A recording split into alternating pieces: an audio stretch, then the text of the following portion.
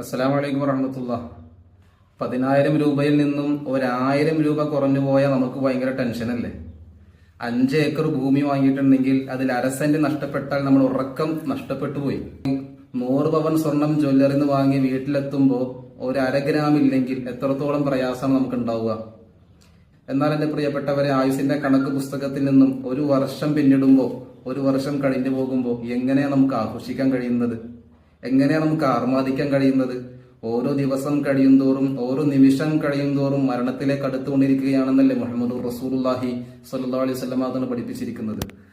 ആയുസിന്റെ കൊഴിഞ്ഞുപോക്ക് ആഘോഷമാക്കാനുള്ളതല്ല, പുനരാലോചനയിലൂടെ ഭാവി ജീവിതം സജീവമായി മുന്നോട്ട് കൊണ്ടുപോകാൻ, ആത്മീയമായ ഉയർച്ചകൾ കൈവരിക്കാനുള്ളതാകണം. അള്ളാഹു തൗഫീഖ് പ്രദാനം ചെയ്യട്ടെ. ഓരോ മുസ്ലിമും പരിപൂർണമായും ഇലാഹി സ്മരണയിൽ ജീവിക്കുമ്പോൾ മാത്രമാണ് അവന്റെ ആയുസ്സിൽ ബർക്കത്ത് ഉണ്ടാവുകയുള്ളൂ. അള്ളാഹു തൗഫീഖ് പ്രദാനം ചെയ്യട്ടെ.